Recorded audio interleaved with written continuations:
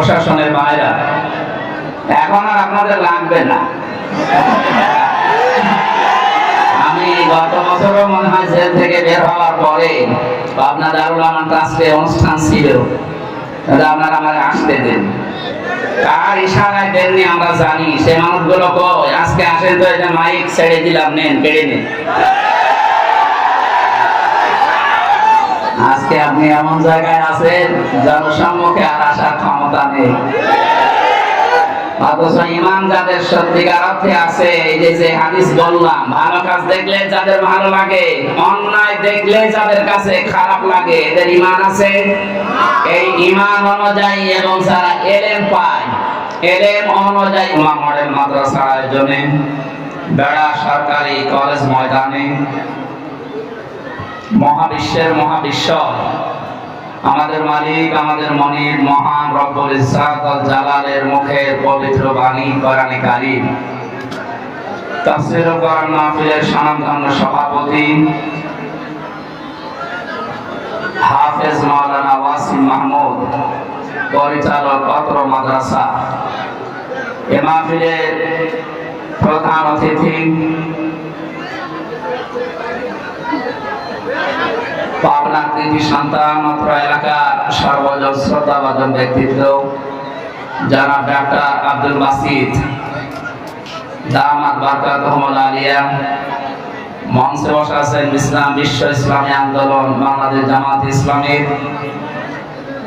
এ অঞ্চলের দায়িত্বশীল ইসলামী চিন্তাবিদ, শিক্ষাবিদ, আমার মাথার তাজ জনাব মাওলানা আব্দুর রহিম আতালাল্লাহু উমরাহু ওয়া বারাকাল্লাহু ফি হায়াতি, বলেন আমিন। অনেক মানুষের নাম আপনারা দিয়েছেন এখানে, আমরা সবার জন্য দোয়া করছি।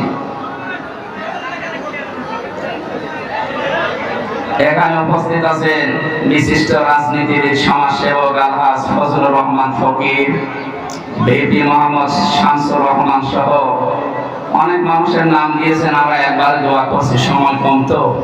আরফা'না লাকা যিকরাক, এদের সম্মান মর্যাদা আল্লাহ দিনের পর দিন যেন আরো বাড়িয়ে দেয়। মানুষের সম্মান মর্যাদা বাড়ে কিসে, এখনো পর্যন্ত অনেকে জানে না। ইয়ারফাউল্লাহুল্লাযীনা আমানু মিনকুম ওয়াল্লাযীনা উতুল ইলমা দারাজাত, সূরা মুজাদালার ভেতরে আল্লাহ জানিয়েছেন, আল্লাহ উঁচা করতে থাকেন। ইয়ারফা এটা মুসারি, বর্তমান ভবিষ্যৎ, প্রেজেন্ট ফিউচার। দিন যত যাবে, এখন যেমন হচ্ছে, দিন যত যাবে উঁচা হতে থাকবে, বুলন্দ হতে থাকবে। তো আমাদের ভেতরে যারা ঈমান আনে এবং যারা ইলম পায়, এদের মর্যাদা আল্লাহ দারাজা না দিয়ে দারাজা বহু বচন দিয়েছে। বিভিন্ন রকমের সম্মান মর্যাদা আল্লাহ দুনিয়া আখিরাতে বাড়াতেই থাকবে। মুফাসসিরিন ইকরামে আয়াতের জবাব দিয়েছেন, সম্মান মর্যাদা আল্লাহ বুলন্দ করবেন, উঁচা করবেন তাদের সত্যিকার অর্থে যাদের ভেতরে ঈমান আছে। কি আছে বলেন তো? প্রশ্ন আসতে পারে, আমার ভেতরে ঈমান নেই, আপনার ঈমান আছে কিনা আপনাকে আমি জিজ্ঞাসা করছি, এবার দেখেন। সাহাবী প্রশ্ন করলেন, হে নবী, আমার ভেতরে যে ঈমান আছে আমি কিভাবে টের পাবো যে আমি ঈমানদার? নবীজি বললেন, ইদা সাররাতকা হাসানাতুকা ওয়া সাআতকা সাইয়্যাতুকা ফাআনতা মুমিন, যখন দেখবে তোমার ভালো কাজগুলো তোমাকে আনন্দ দেয়, আর অন্যায় কাজ করলেই তোমার ভেতর থেকে একটা বাধা আসে, তখন তুমি বুঝবে তুমি ঈমানদার। এ বাংলাদেশে কি ভালো কাজ সবার কাছে ভালো লাগে? বিশেষ করে এই যে পেছনের যে দিনগুলো, ভালো কাজ সবার কাছে ভালো লাগেনি। আমরা দেখতে পেয়েছি পৃথিবীতে সবচেয়ে ভালো কাজ আফদালুল ইবাদাতি তিলাওয়াতুল কোরআন। নবীর ভাষায় যত নফল ইবাদত আছে, সবচেয়ে ভালো ইবাদত কোরআনে কারিমের তেলাওয়াত, কোরআনের প্রচার প্রসার, কোরআনে কারিম প্রতিষ্ঠা, এইগুলো। অথচ 15.5 বছরের সবচেয়ে বাধা দিয়েছে মানুষ এই কাজে। অনেক আলেমের কাছ থেকে মাইক পর্যন্ত কোরআন প্রচারের কারণে কেড়ে নিয়েছে। আমি একটা ছোট মানুষ, আমার পাবনায় আপনারা ঢুকতেই দেননি। আমার পাই, অথচ পাশের জেলা কুষ্টিয়া। বহুবার আসার চেষ্টা করেছি, 3 বছর তো ছিলাম জায়গা মতো, বাকি সময়টুকু বহুবার চেষ্টা চালালাম। শুধু পাবনা দারুল আমান ট্রাস্টের এই ট্যাগ লাগিয়ে যে না, ওখানে যারা আসে তাদেরকে আমরা আসতে দেব না। কি হয়েছে? পাবনা দারুল আমান ট্রাস্ট পাবনাবাসীর জন্য আল্লাহ একটা নিয়ামত, যিনি বানিয়েছেন শহীদ মাওলানা আব্দুস সোবহান দামাত বারকাতুহুল আলিয়া, মহান আল্লাহ তাকে জান্নাতের সর্বোচ্চ মাকাম যেন দান করেন। লোকটার কাছে পাবনাবাসী ঋণী, মন থেকে দোয়া করবেন তার জন্য। তাহাজ্জুদের নামাজ পড়ি, যা দিয়ে গেছে এই 55 বছর 53 বছরেও কেউ দিতে পারে।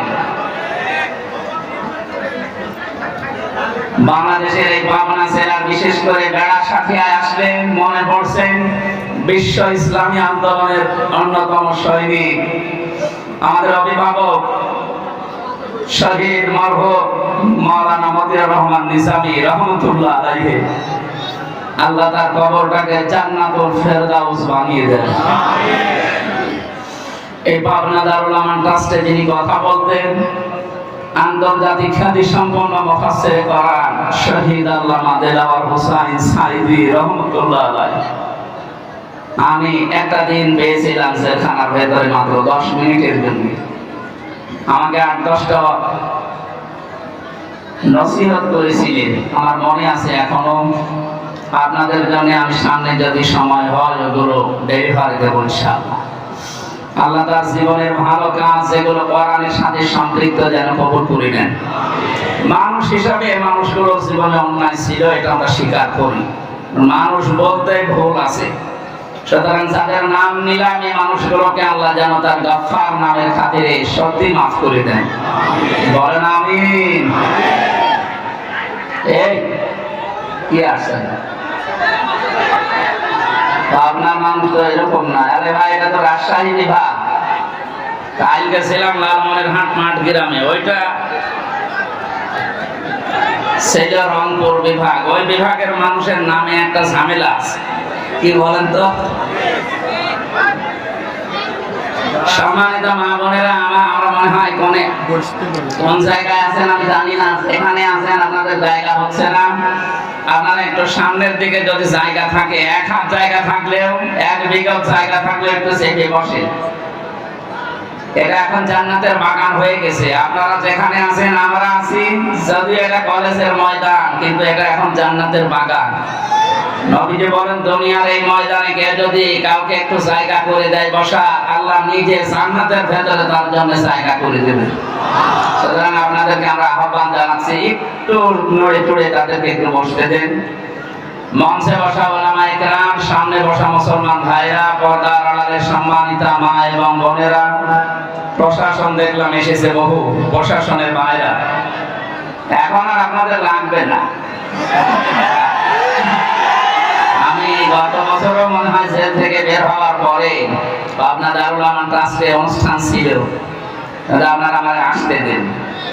কার ইশারায় দেননি আমরা জানি। সে মানুষগুলো কই? আজকে আসেন তো, এটা মাইক ছেড়ে দিলাম, নেন, কেড়ে নেন। আজকে আপনি এমন জায়গায় আছেন যার সম্মুখে আর আসার ক্ষমতা নেই, অথচ ঈমান যাদের সত্যিকার অর্থে আছে, এই যে হাদিস বললাম, ভালো কাজ দেখলে যাদের ভালো লাগে, অন্যায় দেখলে যাদের কাছে খারাপ লাগে, এদের ঈমান আছে। এই ঈমান অনুযায়ী এবং যারা ইলম পায়, ইলম অনুযায়ী যারা কাজ করে। আজকে 4টা কথা আছে আয়াতে, সফল হওয়ার জন্য আমরা ওইগুলো তাফসীরের সাথে মিলানোর চেষ্টা চালাবো ইনশাআল্লাহ। এটা রাজনৈতিক মঞ্চ নয়, আর আমি রাজনৈতিক ওইরকম ফিগারও না। যারা আছে রাজনৈতিক ওই ময়দানে, তারা ওই ময়দানের কথা বলবে। আমাদের অভিভাবক, আমাদের মাথার তাজ, আমাদের মুরব্বী ডাক্তার শফিকুর রহমান আমিরে জামাত আমাদেরকে আদেশ দিয়েছেন, নির্দেশ দিয়েছেন তাফসীর মাহফিলগুলোতে তাফসীর করার জন্য। রাজনৈতিক কথাবার্তা বলার, প্রচলিত রাজনৈতিক কথা যেটা, এটা বলার দরকার নেই। এখানে কোরআনের হাদিসের কথা বলবেন, এইটাই আমাদের রাজনীতি। এই কথা বুঝতেছেন? সুতরাং আমরা এই ধাঁচে কথা বলতে চাই, আল্লাহ যেন আমাকে তৌফিক ভিক্ষা দেন, বলেন আমিন। দুইটা কথা বলেছিলাম, ঈমান যারা আনবে এবং ঈমানের দাবি অনুযায়ী যারা ইলম অনুযায়ী আমল করবে। আমার প্রথম প্রশ্ন, অনেকেই বলবেন আর ঈমান আছে, হ্যাঁ ঈমান থাকে না কয়েকটা কাজ করলে। আল্লাহ এই পৃথিবীতে বানিয়েছেন এবং আইন চলবে তার ঘোষণা দিয়েছেন। আলা লাহুল খালকু ওয়াল আমরু, এই আয়াত আমি বানালাম, বলেন। সূরা আরাফের ভেতরে আছে আমি বানিয়েছি, আমার আইন চলবে। সুতরাং আল্লাহর আইন বাদ দিয়ে এই বাংলাদেশে যারা অন্য কারো বানানো আইন প্রতিষ্ঠা করতে চাচ্ছেন, আপনার ঈমান নেই। যাই বলেন, আপনি নামাজ পড়েন আর রোজা রাখেন আর অন্য যাই কাজ করেন, আমি সংশোধন করলাম, এখন আপনার বিবেকের ব্যাপার। আল্লাহর আইন বাদ দিয়ে পৃথিবীর অন্য কারো আইন যদি এই দেশে কেউ প্রতিষ্ঠা করার জন্য রাজনীতি করেন, আন্দোলন করেন, চেষ্টা করেন, আপনার ঈমান নেই। এটা আমি বানালাম। সূরা বাকারা 2 নাম্বার পারা 4 নাম্বার পৃষ্ঠা 3 নাম্বার লাইনে একটা আরেক জায়গায় আছে, আন্নাল কুওয়াতা লিল্লাহি জামিআ, সমস্ত ক্ষমতার উৎসকে। কিন্তু বাংলাদেশে বহু রাজনৈতিক দলের গঠনতন্ত্রে লেখা আছে ক্ষমতার উৎস জনগণ। এই আয়াতের সাথে পুরা সাংঘর্ষিক। বাংলাদেশ জামায়াতে ইসলামের গঠনতন্ত্রে এইটা লেখা ছিল না, এই জন্য তাদের নিবন্ধন পর্যন্ত জালেমরা বাতিল করে দিয়েছিল। আপনি কেমন ইমানদার যে আপনার নিবন্ধন বাতিল হয় না, আর এদেরটা বাতিল হয়ে যায় শুধু আল্লাহর উপরে এই কথাটা লেখা থাকার কারণে। যদিও আল্লাহ এখন 5 দিন পরে যারা নিষিদ্ধ করেছিল 5 দিন আগে, 5 দিনের ভেতরে আল্লাহ তাদেরকে নিজের হাতে নিষিদ্ধ করে দিয়েছে। আপনি দেখেন বাস্তবে যাদের নিষিদ্ধ করা হয়েছে ওদেরকে এখন অনেকে বৈধতা দেওয়ার জন্য বিভিন্ন জায়গায় কথা চলছে। এদেশের অন্তর্বর্তীকালীন সরকার যিনি আছেন তিনি বুঝে শুনে তাদেরকে নিষিদ্ধ করেছে।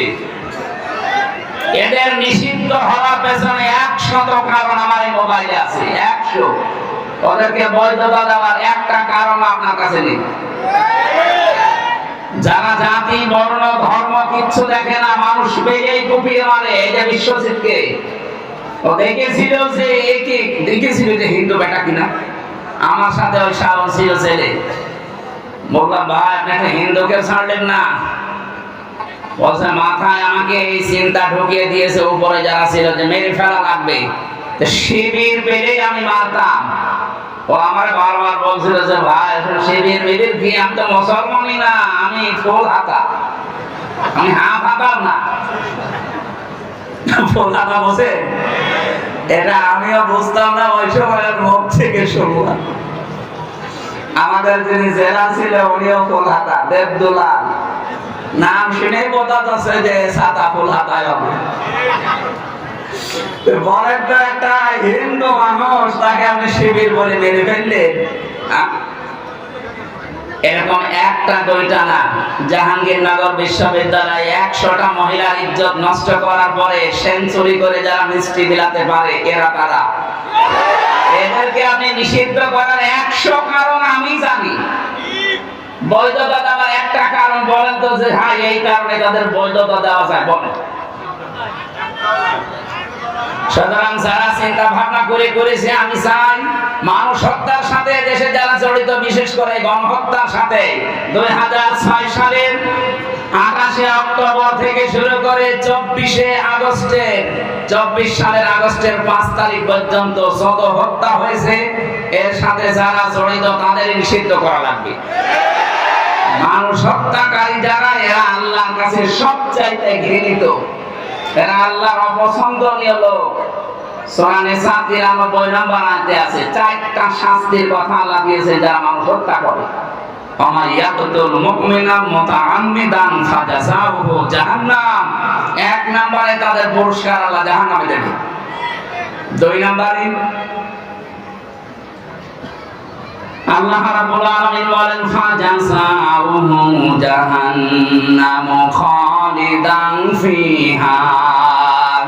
মানুষ হত্যাকারী যারা, বিশেষ করে মুমিন হত্যাকারী, এদের প্রথম পুরস্কার আল্লাহ জাহান্নামে দিয়ে শেষ করে দেবে না, চিরকাল সেখানে থাকা লাগবে। কথা বুঝতেছেন? শুধু এতটুকু আল্লাহ শেষ করেননি, আগাদিবাল্লাহু আলাইহি, আল্লাহ রেগে থাকবেন তাদের উপরে, ওয়ালানাহু, তাদের উপর আল্লাহ নিজে বরদোয়া দিবেন, লানত দিবেন, ওয়া'আদ্দা লাহু আযাবান আযীমা, তাদের জন্য যন্ত্রণাদায়ক শাস্তি আদায়েরই করে রাখছেন। বলেন নাউযুবিল্লাহ। আপনি আর কাজ পেলেন না, মানুষ হত্যাটাকে বেছে নিলেন। গণহত্যার সাথে যারা জড়িত, পৃথিবীর ইতিহাস তাদেরকে ঘৃণিত পরিচয় দিয়েছে। হিটলার, চেঙ্গিস খান, একটা বছর এই মানুষগুলো মানুষ হত্যার সাথে জড়িত ছিল। একটা জীবনের মূল্য আল্লাহর কাছে এত বেশি, কোরআন পড়ে আমি 3টি পাপের শাস্তি পেয়েছি ডবল। আপনি একটা অপরাধ করলে আপনার শাস্তি একটা হবে। মান জাবিল হাসানাতি ফালাহু আশরু আমসালিহা ওয়া মান জাবিস সাইয়্যাতি ফালা ইউজসা ইল্লা মিসলাহা ওয়া হুম লা ইউযলামুন। বলেন আল্লাহু আকবার। কোরআনে কারীম জানাচ্ছে, কোন মানুষ যদি একটা ভালো কাজ করে, আল্লাহ কমপক্ষে 10 গুণ তাকে নেকি বৃদ্ধি করে দেয়। সিস্টেম অপর পৃষ্ঠায় দেখুন, কোন মানুষ যদি একটা অন্যায় কাজ করে, তার শাস্তি আল্লাহ অতটুকুই দেবেন, একটা, তার উপরে জুলুম করা হবে না। কিন্তু এই 3টা পাপের শাস্তি আল্লাহ আলাদা ভাবে বর্ণনা দিচ্ছেন। এই 3টা পাপ যারা দুনিয়ায় করবে, তাদের শাস্তি একটা না, ডবল হবে। يضاعف له العذاب يوم القيامة إلى آخر آية। সূরা ফুরকান 19 নম্বর পারার 5 নম্বর পৃষ্ঠার প্রথম নম্বর লাইনের 69 নম্বর আয়াতের প্রথম অংশে আছে, আল্লাহ বলেন তাদের শাস্তি আমি ডবল দেব। কাদের? এর আগে আল্লাহ 3টা কথা জানিয়েছেন, ভালো করে মিলাবেন। আমি জানি আমাদের রাজশাহী, খুলনা, রংপুর সমস্ত বিভাগে এই গোনাগুলো আছে, কিন্তু হালকা। এগুলো বেশি চট্টগ্রাম আর সিলেটে। দেখেন তো আমাদের এলাকায় যে সমস্ত জেলা আছে কিনা। ওয়াল্লাযীনা লা ইয়াদউনা মা'আল্লাহি ইলাহান আখার। এক নম্বরে দুনিয়ায় যারা আল্লাহকে ডাকে, কিন্তু পাশাপাশি অন্য কাউকে জুড়ে দেয়। যখন আল্লাহ জিকির করছেন, সুবহানাল্লাহ, আলহামদুলিল্লাহ, লা ইলাহা ইল্লাল্লাহ, আল্লাহ আল্লাহ, এরপরে দেখবেন ইয়া আলী বাবা, শাহ আলী বাবা, কেবলা বাবা, কেল্লা বাবা, ফতে বাবা। আমি জানি এই এলাকায় সব এখন হয়নি, আছে কিছু হালকা, যেগুলো চলছে বেশি। চট্টগ্রাম আর সিলেট বিভাগের ওই জেলাগুলোতে ওরা 180 মাইল বেগে চালাচ্ছে। আমি নাম ধরি না, তারপরও সতর্ক করার জন্য বললাম। এই যে আমার তাহেরি ভাই, কি জিকির বলেন তো, কেল্লা বাবা, ফতে বাবা। ফতে বাবা মানে কোন জিকির আছে?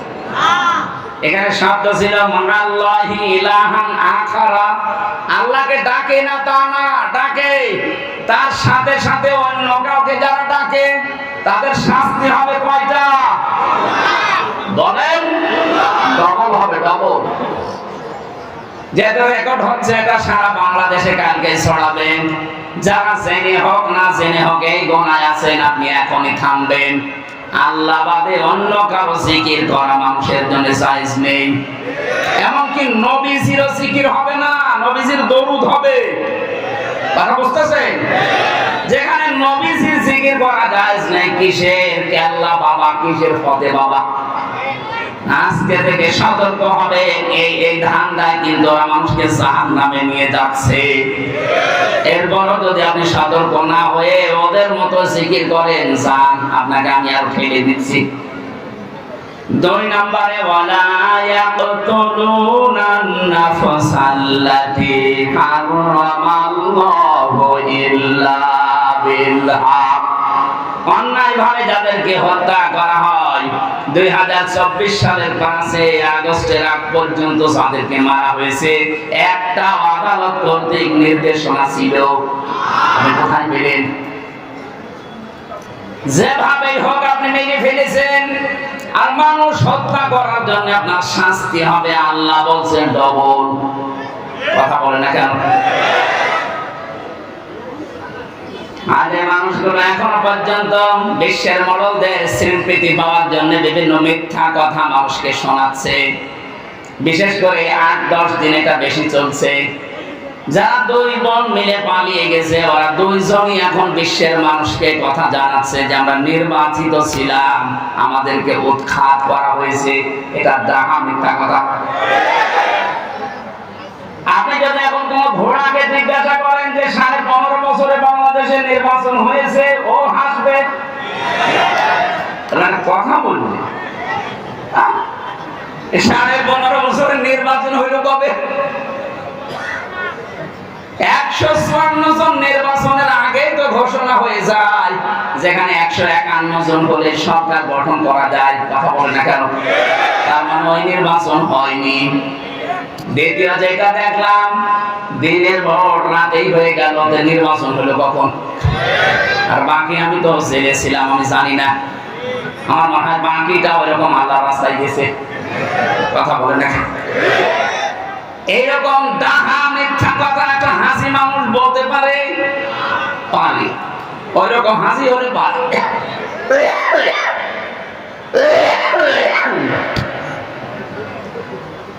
হাসি ওইরকম হলে পারে। হাসি আমি আরো দেখেছি দুনিয়াতে, তাদেরকে আপনি পিটিয়ে মেরে ফেলবেন, তারপর মুখ দিয়ে মিথ্যা বলাতে পারবেন না। আল্লাহর ঘর যে দেখে আসে, এরপরও যদি ওর হেদায়েত না হয়, ওর কপালে আর হেদায়েত নেই। কোরআনে কারিমে আল্লাহ জানিয়েছেন,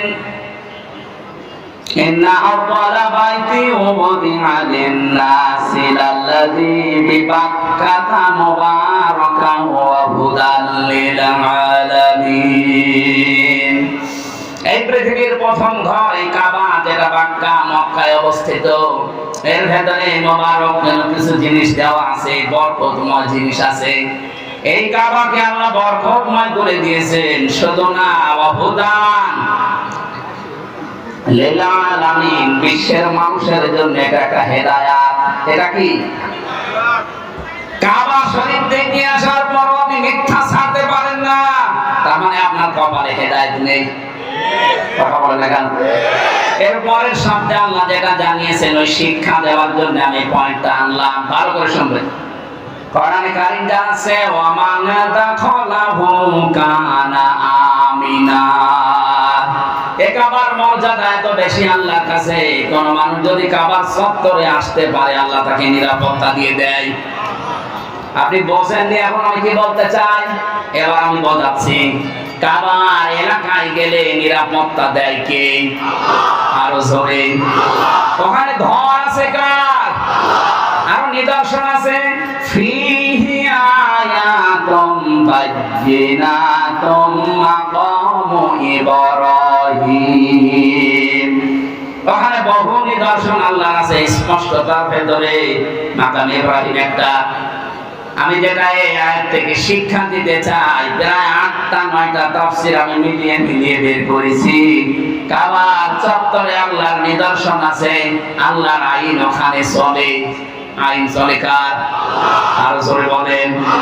আল্লাহর বিধান ওই এলাকায় জারি আছে, এজন্য আল্লাহ পুরাটা নিরাপত্তা দিয়ে দিয়েছেন। এ বাংলাদেশ তো আর কাবা শরীফ না। কথা বলেন না কেন? কাবা থেকে বাংলার দূরত্ব 6000 কিলোমিটার। এটাকে যদি আপনি শান্তি, স্বস্তি, নিরাপত্তা দিয়ে বেষ্টন করে দিতে চান, একটা পদ্ধতি আছে। আল্লাহ পাক বলেন, আল্লাযীনা আমানু ওয়া লাম ইয়ালবিসু ঈমানাহুম বিযুলমিন উলাইকা লাহুমুল আমন। ইলা আখির আয়াত।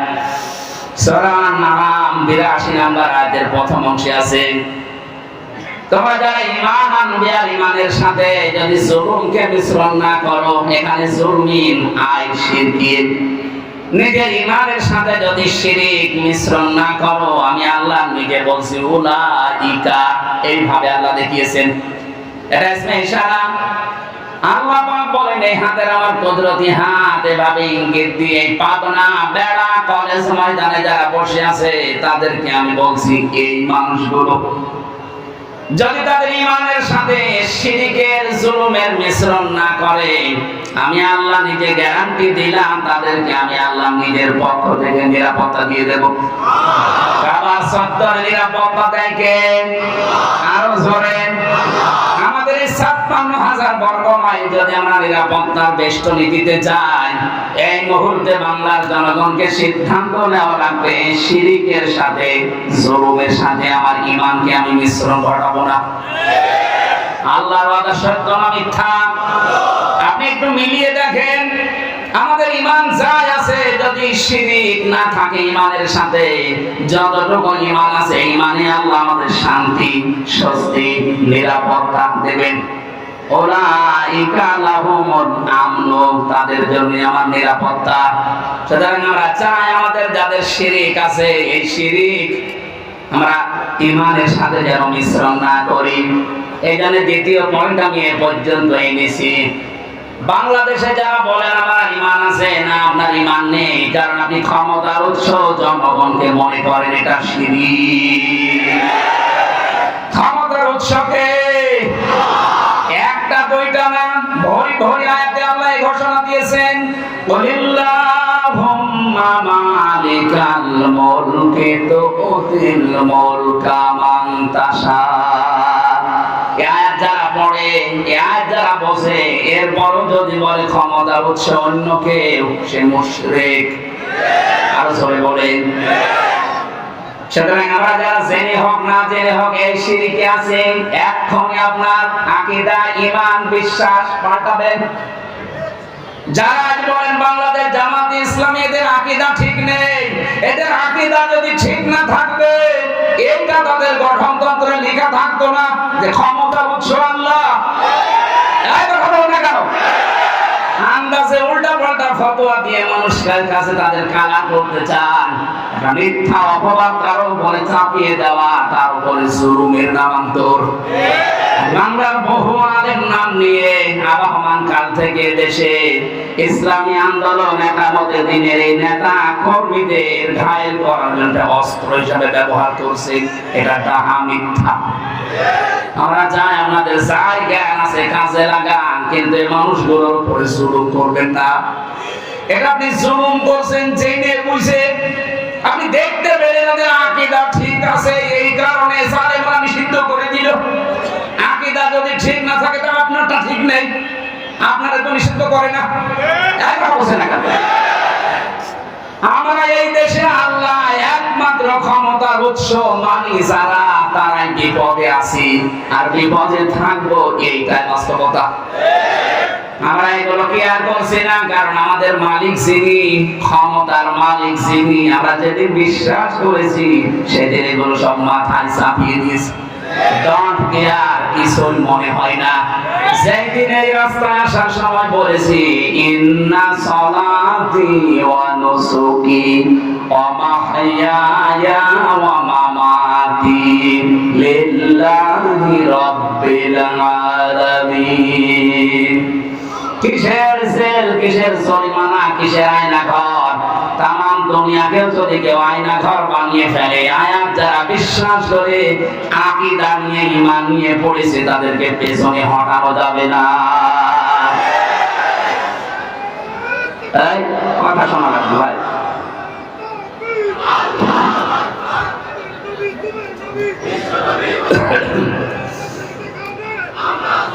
আমার ভাই, আমি জানি দেশে বহু মানুষের ঈমানটা আছে, এই জন্য আপনাকে আমি বাঁচাতে চাই আজকের এই অনুষ্ঠানের মাধ্যমে। আপনি যদি একটু মগজটা কাজে লাগান, আপনার বুদ্ধিটা একটু খাটান, দেখবেন পরিষ্কার হয়ে যাবে। এই শিরকের কারণে আজ আমাদের দেশে নিরাপত্তা নেই। কথা বলেন না কেন? তাছাড়া আল্লাহর গ্যারান্টি তো মিথ্যা হওয়ার কথা না। আমি আবার বলছি, আল্লাহ যেটা পারে ওইটা অন্য কেউ পারে, এই বিশ্বাস করার নাম শিরক। আর শিরক যারা করে তারা মুশরিক। আর ফতোয়া লাগবে? আমি তো একবারই বলে দিয়েছি, আল্লাহ যেটা পারে অন্য কেউ পারে, বিশ্বাস আমরা করি না। কথা বলে না কেন? আপনি বিশ্বাস করেন যে আল্লাহ যেটা পারে অন্য কেউ পারে না? আপনি যেমন বিশ্বাস করেন সন্তান দিতে পারে শুধুমাত্র আল্লাহ, তামাম দুনিয়ার সবাই মিলে চেষ্টা করলো এটা দেওয়া সম্ভব না। কথা বলে না কেন? এটা যেমন বিশ্বাস করেছেন দুনিয়া বানিয়েছেন আল্লাহ, আইন চলাতে পারে তার, অন্য কারো আইনে কানে চলানো জায়েজ নেই। এটা যদি এইভাবে বিশ্বাস করতেন বাংলাদেশে আল্লাহর আইন কায়েম হয়ে যেত। এই বিশ্বাসটা আসলেই মানুষ কেন জানি মনে করে না এটা রাজনীতি, এটা জামাতের কথা, এটা জামাতের বাবার কথা। জামাতের বাবা এই কথা বানিয়েছে, এটা আল্লাহ বানিয়ে দিয়েছেন। এ বিশ্বাস যাদের নেই তারা মুশরিক। তাদের সম্মান মর্যাদা দিন যত যাবে বাড়বে না, আরো কমতে থাকবে। মুশরিকদের সম্মান মর্যাদা যদি দুনিয়ায় বাড়ে তাহলে কোরআনের এই আয়াত কি করবেন আপনি? আল্লাহ মিথ্যা কথা বলতে পারেন? বলেন। এজন্য আশা করছি আপনি নিজের আকীদা বিশ্বাস ঈমান এখনই পাল্টাবেন। আর যদি এমন দলে থাকেন যে দলের উৎস ক্ষমতার উৎস জনগণ, এই বিশ্বাসে বিশ্বাসী এখনই চলে আসবেন। যদি বলেন কি করতে আসলেন, এইটাই করতে আসি আমি, কারণ কোরআন আমাকে এইটাই জানাচ্ছে আপনি মুশরিক হয়ে জাহান্নামে যাবেন, এই মাহফিল দেওয়া দরকার কি? কথা বলেন না কেন? আশা করছি ইঙ্গিতে আপনি জ্ঞানী মানুষ বুঝে ফেলেছেন। এরপরেও যদি না বোঝার ভান করে থাকেন আমার মনে হয় আপনাকে ওয়াজে কাজ হবে না। কিসের কোরআন শরীফ, বুখারী শরীফ, আপনার বাকারি শরীফ লাগবে। মরণ ছাড়া আপনার পরিবর্তন নেই। আমি দোয়া করছি মুসাফির অবস্থায় আল্লাহ আপনাকে যেন সম্মতি দেন। অন্তত হযরত ওমরের মতো মানুষকে যদি আল্লাহ ফিরিয়ে নিয়ে এসে সোনার মানুষ বানাতে পারে, আমাদেরকেও আল্লাহ পারবে। এই কথা বলে না কেন? তাদের আকীদা বিশ্বাস এরকম খারাপ আছে, ফিরে আসে। ক্ষমতার উৎসকে আরো জোরে।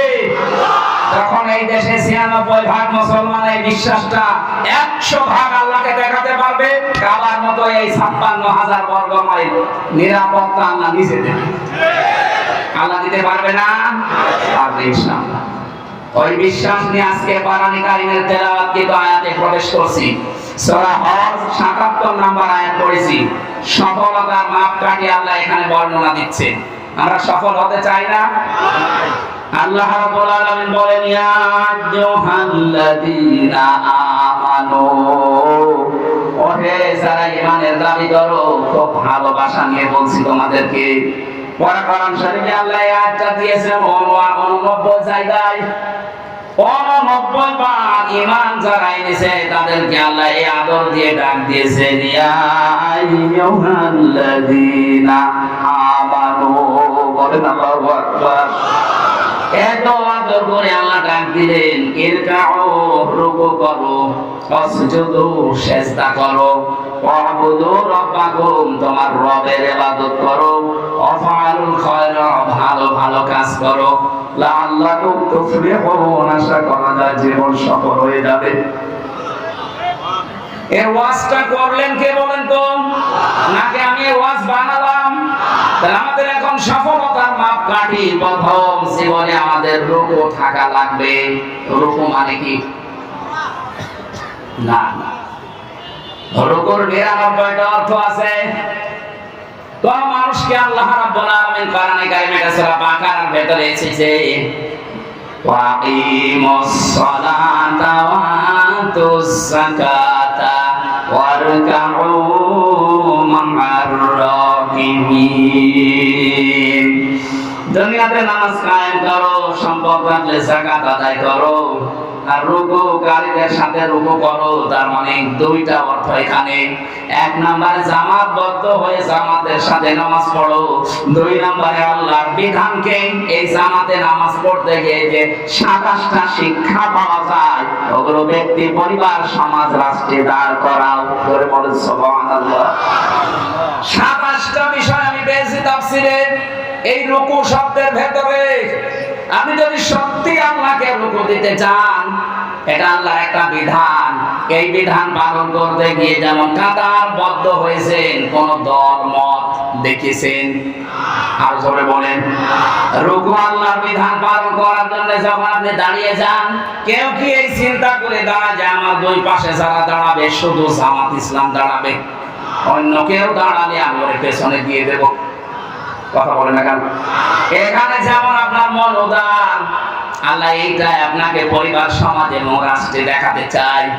ও হামজা, এখানে যেমন আল্লাহর একটা বিধান তুমি পালন করবে, রুকু, এটার জন্য যেমন সব এক হয়ে গেছো, এখান থেকে শেষ করে যখন ব্যক্তি, পরিবার, সমাজ আর রাষ্ট্রে যাবে, তখন আল্লাহর একটা দুইটা বিধান নেই, এরকম রুকুর মতো বিধান আছে 499টা। কোরআনে আল্লাহ বিধান দিয়েছেন 500টা, ওখানে কায়েম হবে মাত্র একটা। এখনো কয়টা আছে? 499টা এই বিধান। এগুলো আর নামাজের ভেতরে নেই, এগুলো আছে ব্যক্তি, পরিবার, সমাজ, রাষ্ট্রে। ওইগুলো যে আমি আল্লাহকে দেখাতে হবে, তাহলে তোমার রুকু কবুল হবে। আয়াতের দ্বিতীয় অর্থ এইটাই পেয়েছি, এখানে যে রুকু দিলি, এই রুকুটা জামাতবদ্ধ হয়ে দিয়েছো, এবারে জামাতবদ্ধ হয়ে আল্লাহর আইনগুলো প্রতিষ্ঠার জন্য কাজ করবা, এর নাম রুকু। এই কাজটা মানুষ এখনো বোঝে না, বুঝলে অনেকে শুধু রাজনীতি রাজনীতি এই গন্ধ খোঁজে। এখানে রাজনীতি পেলেন কোথায় আপনি? রুকু করার জন্য আল্লাহর আদেশ, ওয়ারকাউ মা'আর রাকিঈন, রুকুকারীদের সাথে রুকু করো। এই আয়াতের অর্থ কয়টা বললাম? আরো জোরে বলেন। আপনি এবার জীবনে মানেন কোনটা? প্রথমটা হয়তো মানেন, আযান হলে রুকু দিতে যান, জামাতের সহিত নামাজ পড়েন। রুকুর অর্থ শুধু একটা মানলে হবে না, আরো আছে। 2 নম্বর অর্থ, আল্লাহর এই রুকুকে পরিবার, সমাজ, রাষ্ট্রে আপনাকে দেখাতে হবে যে হ্যাঁ আমরা রুকু করি। এই যে যারা বাংলাদেশে তাওবা করছি আমরা, অনেক মানুষ আছে শুধু আস্তাগফিরুল্লাহ আস্তাগফিরুল্লাহ পড়ে শেষ করে দিচ্ছেন। না, আপনার তাওবা এভাবে হবে না। এটা একটা বাক্য মাত্র। কোরআনে কারীম জানিয়েছে, তাওবা করতে চাও, সূরা জুমারের 53-54 নম্বর আয়াতে আছে, ওয়া আনিবু ইলা রাব্বিকুম ওয়া আসলিমু লাহু মিন ক্বাবলি আইয়াতিয়াকুমুল আযাবু সুম্মা লা তুনসারুন। আল্লাহ বলেন, 1 নম্বরে তোকে আমার দিকে ফিরে আসা লাগবে, জানিবো ইলা রাব্বিকুম, তোর রবের দিকে ফিরে আসা লাগবে, ওয়া আসলিমু, সারেন্ডার করা লাগবে। ওই রুকু মানে যেমন মাথা ঝোঁকানো, আসলিমু মানে মাথা ঝোঁকানো, সারেন্ডার করা। আপনাকে আল্লাহর দিকে 1 নম্বরে ফিরে আসা লাগবে। 2 নম্বরে সমর্থন, আল্লাহ যত আছে, আল্লাহর আইন আছে, তার সামনে সারেন্ডার করা লাগবে, আত্মসমর্পণ। এই 2টা কাজ আপনি কখন করবেন? 41 সালে। কথা বলেন না কেন? যারা টার্গেট দিয়েছেন, আপনি কার উপরে ভরসা করে টার্গেট দিলেন? আপনার কি আজরাইলের সাথে কথা হয়? কার উপর ভরসা করলেন? আমার তো 1 সেকেন্ডের কোনো গ্যারান্টি নেই। আর আপনি এরকম মুরব্বী মানুষ, 76 বছর বয়স, আর আপনি টার্গেট দিচ্ছেন 41 সাল। আর ভাই, আমি তো টার্গেট দিলে তাও তো হালকা পাতলা হয়, কারণ আমার 33 বছর। এই কথা বলছেন না? আমার 41 সাল আসার একটা সম্ভাবনা আছে, আপনার তো নেই। খুব বেশি হলে না 4-5 বছর বাঁচবেন। এক কথা বলছেন না? মানে টার্গেট আপনি আন্দাজে দিয়েছেন, এ জাতির সাথে আপনি আন্দাজে কাজ করেছেন। আন্দাজ অনুমানের ভিত্তিতে কাজ করা, এটা নবী রাসূল যারা, তাদের শান এবং মান না। নবী রাসূলের যারা অনুসারী, তারা আন্দাজে অনুমান ভিত্তিতে কোনো কাজ। আর জোরে বলেন। এটা আমাদের যেমন গ্যারান্টি নেই, আমরা আন্দাজে টার্গেট দেই না। আমরা টার্গেট দেওয়ার আগে আয়াতটার দিকে 3 নাম্বার শব্দ হচ্ছে, ওয়াসলিমু লাহু মিন ক্বাবলি আইয়াতিয়াকুমুল আযাবু সুম্মা লা তুনসারুন। ওই আযাব আসার আগে তোমাকে এই 2টা শর্ত মানা লাগবে। 1 নম্বরে আল্লাহর দিকে ফিরে আসবেন, 2 নম্বরে আত্মসমর্পণ করবেন আল্লাহর বিধান পেলে। কখন? যখন আপনার কাছে মরণ চলে আসবে। আর মরণ কখন আসবে কোন গ্যারান্টি আছে? আর সবাই বলেন। আমরা বাংলা বাংলাদেশে এই তাওবাটা যদি বুঝে করতে পারতাম, এই 15.5 বছরে যে জুলুম অত্যাচার নির্যাতন হয়েছে, আগামীতে অনেকেই এই চিন্তায় আছে যে আগে একটু বসে নেই, এর চাইতে বেশি করব, তাদেরও এটা বন্ধ হয়ে যেত। কথা বলে ঠিক কিনা? তাওবা ভালো করে শুনে রাখেন, অপরাধ যার কাছে স্বীকার করবেন তার কাছে, এইটা আমরা তাওবা। আর এটা আমরা বাংলাদেশের মানুষ অনেকে বুঝি না, বোঝাতেও পারি না। ও অন্যায় করছে আমির হামজার কাছে, আর কাবার গিলাফ ধরে মাপ চাচ্ছে আল্লাহর কাছে। আরে ভাই, আপনি আল্লাহর কাছে দোষ করেছেন, কথা বলেন না কেন? জেলখানায় আমার সাথে এক ওসি ছিল, উনি আমার বলছে, হুজুর আমার তাওবা দেখেন তো হলো কিনা, বলেন। যে নির্বাচন গেল, এই নির্বাচনের রাত 12টার পর থেকে আমার এসআই এবং কনস্টেবল যারা ছিল, আরো কিছু মানুষকে সাথে নিয়ে রাত 12টার পর থেকে আল্লাহর নামে আমি ভোট কাটা আরম্ভ করলাম। ফজরের নামাজ পর্যন্ত কাজ কারবার কমপ্লিট করে জায়গা মতো পাঠিয়ে দিলাম। এরপরে আমি গোসল করলাম, ওযু করার পরে 2 রাকাত নফল নামাজ পড়ে বললাম আস্তাগফিরুল্লাহ, আমার তওবা হয়েছে। আপনি তো আর আল্লাহর কাছে দোষ করেননি যে আস্তাগফিরুল্লাহ পড়বেন, আপনি দোষ করেছেন হামজার মতো 3.5 লাখ 4.5 লাখ হামজার কাছে। একটা এমপি বানাতে 3.5-4.5 লাখ মানুষ লাগে, তাদের সবারটা আপনি নিজে দিয়ে নিলেন। আপনি তো দোষ আল্লাহর কাছে করেননি, দোষ করেছেন যাদের কাছে, ওদের কাছে আগে যে ক্ষমা চান। কথা বলেন না কেন? ভয়ঙ্কর বিষয়, আপনি ক্ষমা নাই চাইবেন, কিন্তু 6 বছর আপনি ছেলে আছেন, এর ভেতরে তো বহু মানুষ দুনিয়া থেকে বিদায় নিয়েছে, তাদের কাছে ক্ষমা চাবেন কি করে? তার মানে আপনার মাফ নেই। কথা বলেন না কেন? জালেমকে টিকিয়ে রাখলে আপনি নিজের সর্বনাশ নিজে করেছেন। এখানে আমরা চাই তাওবা, অপরাধ যার কাছে আগে তার কাছে যাবেন। যে যদি তার ক্ষতি করে থাকেন তার ক্ষতিপূরণ দেবেন। এই 15.5 বছরে আপনার জন্য অনেকে ব্যবসা করতে পারে নাই, কথা বলে না কেন? এই 15.5 বছরে অনেকে এমন এমন চেয়ারে যাওয়ার কথা ছিল যেখানে আপনার কারণে যেতে পারে নাই। এমন মানুষ দেশে নেই, আপনি তার ক্ষতিপূরণ দেবেন আগে। এখন যদি বলেন ওই চেয়ারে আমি বসাবো কি করে, আমি তো পালিয়ে বেড়াচ্ছি, না, আপনার তাওবা তাহলে আস্তাগফিরুল্লাহ হবে না। যার ক্ষতি যেইভাবে করেছেন ওই ক্ষতিপূরণ ওইভাবে দেওয়া লাগবে। আমার জীবন থেকে 3টা বছর বিনা কারণে আপনি কেড়ে নিয়েছেন। আমার বাবার কাছ থেকে 30 থেকে 32 লাখ টাকা খেয়েছেন। আগে এই টাকাগুলো ফেরত দেবেন, ক্ষতিপূরণ। আর 3 বছর আমার মতো ফাঁসির দণ্ডে ছেলে থাকবেন, এরপরে বলেন হামজা মাফ করে দেন। এসব কিছু নেই, চামড়ার মুখ, আস্তাগফিরুল্লাহ, অনামিকা জায়গা পান। কথা কি কড়া হয়ে গেল নাকি? কিসের কড়া? এখনো শুরু হয়নি। আমাদের রুকু আসলে হচ্ছে না। সম্মানিত মা বোনেরা, আয়াতের তাফসিরে আমি রুকু শব্দের ব্যাখ্যা করেছিলাম। কোন মহিলা যদি রুকু করতে চায় তার জীবনে 4টা কাজ থাকা লাগবে। সম্মানিত মা বোনেরা যারা এসেছেন এবার কান খাড়া করবেন। নবীজি বলেন, এটা তিরমিজি শরীফের হাদিস, ইদা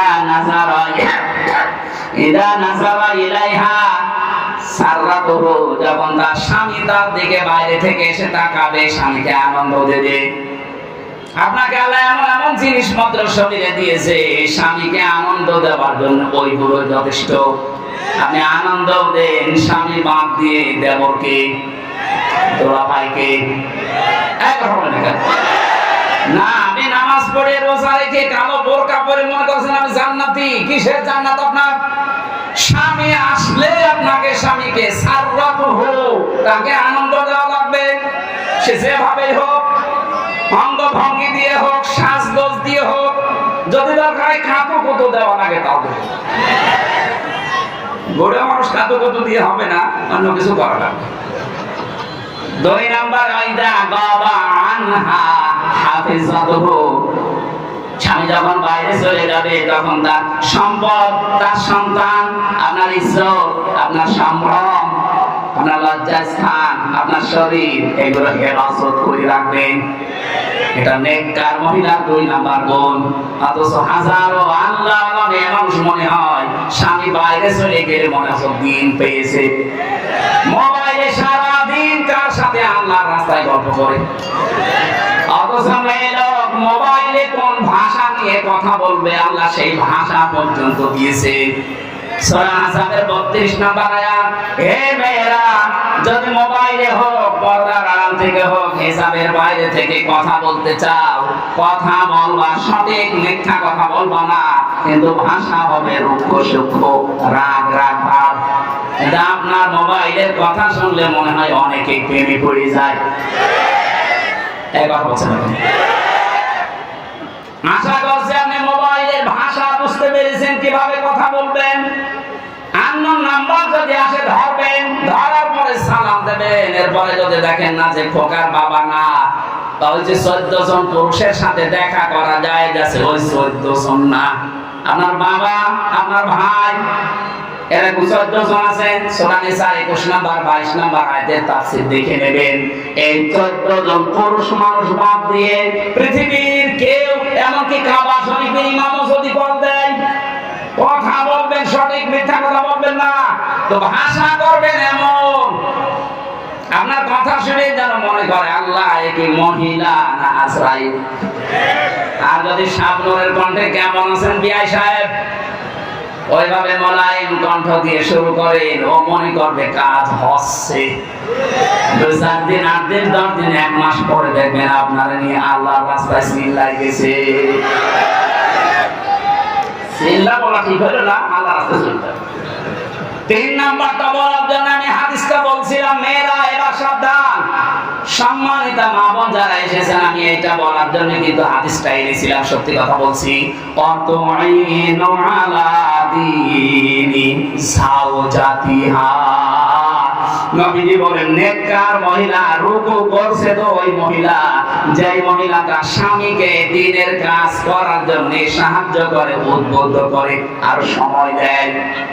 আপনার স্বামী মানবতার পক্ষে কাজ করে, দিন কায়েমের জন্য চেষ্টা চালায়, দিনের জন্য কাজ করে বেড়াচ্ছে, আপনি নেককার হতে হলে তাকে সাহায্য করবেন, সহযোগিতা করবেন, সময় দেবেন, উৎসাহ দেবেন।